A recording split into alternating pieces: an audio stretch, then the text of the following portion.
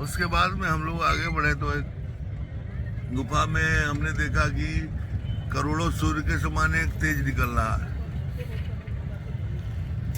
और डर के कारण हम लोग गुफा के नजदीक तो नहीं गए, लेकिन हम लोगों ने अनुभव किया बाद में कि उस गुफा के अंदर अवश्य ही कोई सिद्ध पुरुष रहे होंगे। हमारे केदार घाटी में एक ऐसा दिव्य और अलौकिक मंदिर है माता का। केदार से ऊपर जाना पड़ता है बर्फ में, वहाँ हम संत ही जाते हैं। एक माता का मंदिर है।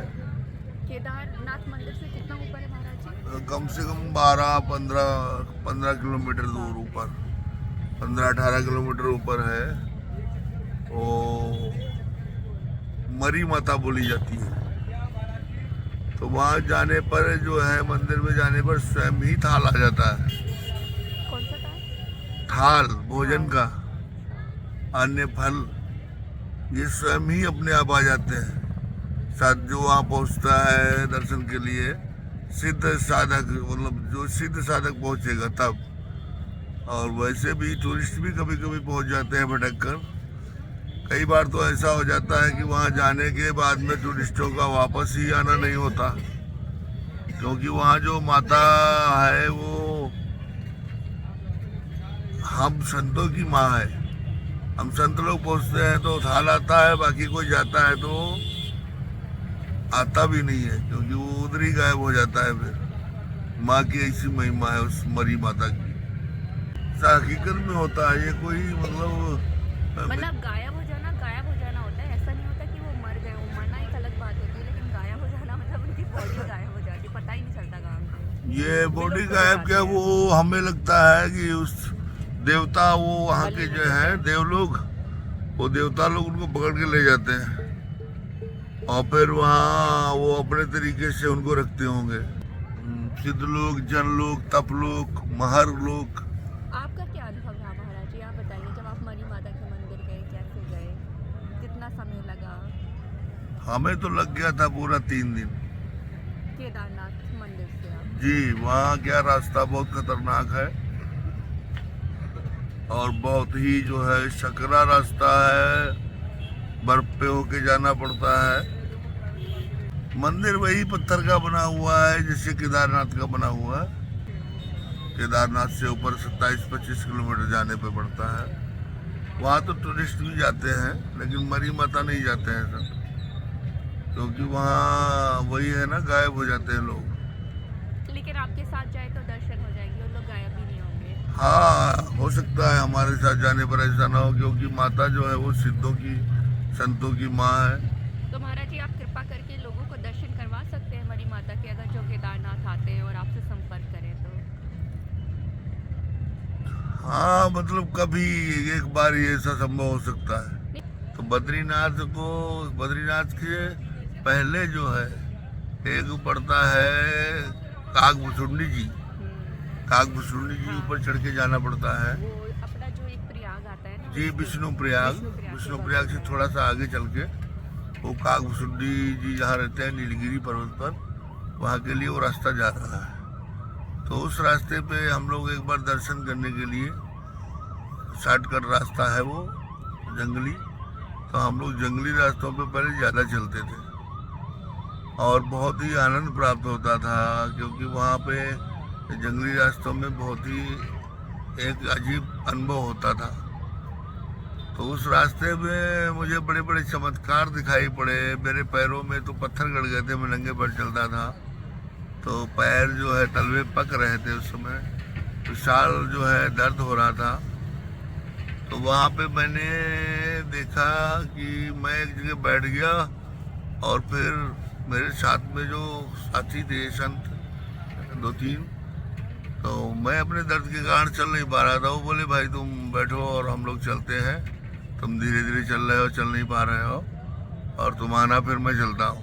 ऐसा करके वो तीनों साधु हमसे बिछुड़ कर जाने लगे।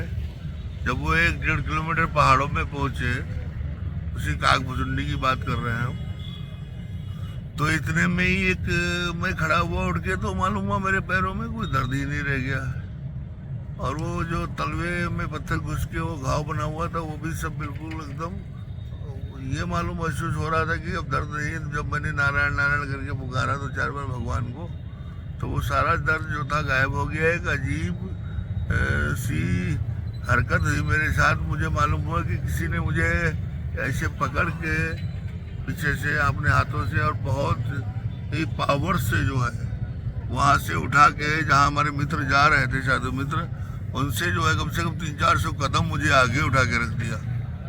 तो मैंने देखा कि मैं इतनी तेज दौड़ता हुआ जा रहा हूँ, वो शक्ति ही मेरे को पकड़ के दौड़ा रही थी।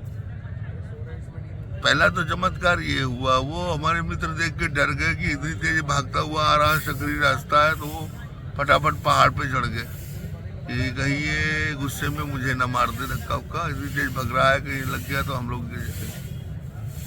फिर उनको भी पता चला कि अभी चल नहीं पा रहा था, पैर वैर से पके हुए थे। ये क्या था? वो एक चमत्कार था, भगवान आया हुआ था नारायण, वायु रूप में मैं चल नहीं पा रहा था, तो मुझे मित्रों से आगे पहुंचाया और मेरे जो है शरीर की जो पीड़ा थी, जो ज्वर था और जो भी तकलीफ थी वो दूर हो गई। उसके बाद में हम लोग आगे बढ़े तो एक गुफा में हमने देखा कि करोड़ों सूर्य के समान एक तेज निकल रहा है, और डर के कारण हम लोग गुफा के नजदीक तो नहीं गए, लेकिन हम लोगों ने अनुभव किया बाद में कि उस गुफा के अंदर अवश्य ही कोई सिद्ध पुरुष रहे होंगे जो इतने तेजस्वी थे, एक दूसरे सूर्य के समान तेजस्वी। तो वो जो जिज्ञासा नहीं हुई आपको कि जाके देखते हैं, लेकिन क्या है वो एक दूसरे को जाने नहीं देते ना हमारे साथी। अगर आप अकेले होते तो चांस नहीं। हाँ, अकेले अगर मैं होता तो मेरा तो मूड बन गया था गुफा के अंदर जाने का, तो मैं जाता। गुफा जो था वो भी काफी लंबा था, तो इस कारण जो है हमारे साथियों ने जाने नहीं दिया कि अंदर कुछ भी हो सकता है, ऐसा करके मुझे भी नहीं जाने दिया। बोले इसके अंदर जो है ये चमक इतनी कैसे आ रही है, कुछ दूसरी टाइप की शक्तियां भी तो होती है ना, तो इस वजह जी से जी वही गलत एनर्जी वगैरह असुर वगैरह सब टाइप की शक्तियां होती है। पहाड़ वाले में तो लोग बहुत ज्यादा मानते हैं, मसान देवता होते हैं उनके, जी मसानी होते हैं, पता नहीं क्या। फिर हम लोग काफी जो है चलते रहे, कागभूषुंडी तक तो नहीं पहुंच सके, और चलते चलते जाना था। वहाँ काफी लंबी दूरी पे कागभूषुंडी तो स्थान आ गया, लेकिन वो कागभूषुंडी जी नहीं थे।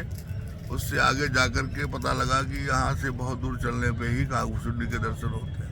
है क्या महाराज जी, जैसे आपने छेड़ी है ना बात, क्योंकि हम भी जब जाते हैं ना तो रास्ते में वो दिखता है कागभूषुंडी का बोर्ड कि यहाँ से जाने का रास्ता है, तो हमारी भी कई बार बहुत जिज्ञासा बनी कि वो गुफा है, मंदिर है क्या वो कागभूषुंडी जी का स्थान? कागभूषुंडी जी का स्थान एक वो तो पहाड़ है, ये है सारा। तो वहाँ पे एक बड़ी ऊंची चोटी वाला एक पर्वत है, उसी पहाड़ पे है या उसके आगे भी पहाड़ है? उसके आगे और चलते चलते जाना है। काफी चलने पर वो पर्वत हमको तो मिला नहीं, लेकिन मैंने सुना है उसके बारे में कि वहाँ पे जो है बट और पीपल और पाकर और आम और गूलर, उस जहाँ पे कागभूषुंडी जी रहते हैं, तो उस पर्वत पे 5 जो है ये बहुत विशाल पेड़ है, जिनकी शाखाएं योजनों तक फैली हुई है, जिनकी ऊंचाई जो है अत्यधिक ऊंचाई है। आपने किससे सुना? जिन्होंने दर्शन किया उनसे सुना? जी, एक संत ने मुझे बताया, सिद्ध पुरुष थे, अब वो नहीं है, बुजुर्ग थे, वो कभी अपनी जवानी में उधर पहुंच गए थे नीलगिरी पर्वत तक, जहाँ भगवान कागभूषुंडी जी विराजते हैं। नहीं, वो नहीं, इधर ही है, उत्तराखंड में चलते चलते चलते जाओ तो नीलगिरी पर्वत आता है। वो उनके पास आकाश गमनादि सिद्धियां थी, वो आकाश मार्ग से कहीं भी जा सकते थे। हाँ, अगर मुझे कोई वहाँ केदारनाथ में खोजना चाहता है तो महंत अर्जुनपुरी, संत अर्जुनपुरी, नागा संत अर्जुनपुरी, गुरु महाराज का दिया हुआ छोटा सा नाम अर्जुनपुरी जी के नाम से हमको वहाँ खोज सकते हैं। केदारनाथ में कोई ज्यादा बड़ी जगह नहीं है। ये कितना समय हो गया महाराज जी रहते हैं आपको हम तो 95 से उधर ही रहते हैं। कुटिया वगैरह है आपकी? हाँ, कुटिया भी है। हम तो ललितदास के वहाँ रहे हैं कई साल। अपनी कुटिया भी थी गुफा ऊपर, ललितदास के ऊपर एक गुफा है। बाबा वहाँ एक रहते हैं निरंतर 12 महीने, बाबा ललितदास। तो वैष्णव संप्रदाय से हैं, रामानंदी, और हम लोग शैव संप्रदाय, शैव है। नहीं, हम एक ही है ना, सनातनी है। वो भगवान शिव जी राम की पूजा करते हैं और रामचंद्र जी शिव जी को मानते हैं, ऐसे है। लेकिन यहाँ क्या है, मृतलोक में हम लोग मतभेद ईर्ष्या अपने अंदर प्रकट हो जाती है कि हम, ये हमारे नहीं, ये हमारे नहीं, ये हमारा नहीं, द्वैत और अद्वैत। महाराज जी, आप कितने वर्ष के थे जब आपने साधु रूप अपनाया? मैं ब्राह्मण कुल से मेरा जन्म है। मेरी माँ बहुत अच्छी साधक है। मेरी माँ अब भी है, मेरे पिताजी नहीं है। मेरा पिता भी बहुत अच्छा साधक था, वेद पाठी ब्राह्मण था। तो मुझे तो मतलब बचपन से ही अगर मैंने कुछ बोलना सीखा है तो भगवान के नाम से ही सीखा है। और उसके बाद में मैं अपनी माँ के साथ में बहुत बचपन से ही, मतलब बहुत ही, इतनी जल्दी से शायद कोई बालक अपने जीवन में ईश्वर के मार्ग में न जा पावा है। लेकिन मैं 2-1.5 साल से मैं पढ़ने लगा था हनुमान चालीसा और आरती वगैरह। मेरी माँ पढ़ती थी तो मैं साथ में ही गाने लगता था उसके। तो इस कारण मैं फिर 5-7 साल में मेरे गुरुदेव जो थे सदगुरु भगवान, वो मेरे रिलेशन में थे। वो अक्सर मेरे यहाँ आया जाया करते थे। तो उनके सत्संग से प्रभावित होकर मैं तीर्थाटन किया थोड़ा बहुत उनके साथ में। फिर उनके द्वारा ही मुझे संत वेश मतलब दिया गया। मैंने लिया नहीं, दिया गया, क्योंकि जो होना पड़ता है ना, हुए नहीं है, होना पड़ा है। जैसे हम पैदा हुए नहीं है, होना पड़ा है, ऐसे ही है। हमने संत लाइफ ली नहीं, हमें लेना पड़ा है। पूर्व कर्मों के अनुसार जब हम मृतलोक में जब हम जाने लगते हैं, अंत में जो हमारी कामना कोई रह जाती है अगर, तो उस कामना की पूर्ति के लिए हमें रिटर्न आना होता है। तो कर्म अच्छे रहे तो मानव तन में जो है आकर के उस कामना की पूर्ति होती है। कर्म बिगड़ गए तो फिर नीची गतियों में चले जाते हैं, नीची योनियों में चले जाते हैं, अधोगति को प्राप्त हो जाते हैं, और वही कामना के भोग के लिए आना फिर भी पड़ता है। महाराज जी, लेकिन ना आपकी एनर्जी बहुत अच्छी है। जी, जो एक होता है ना, मतलब जैसे कोई भी आए, किसी भी मूड में आए, अगर आपके पास बैठे तो वो प्रफुल्लित हो जाएगा।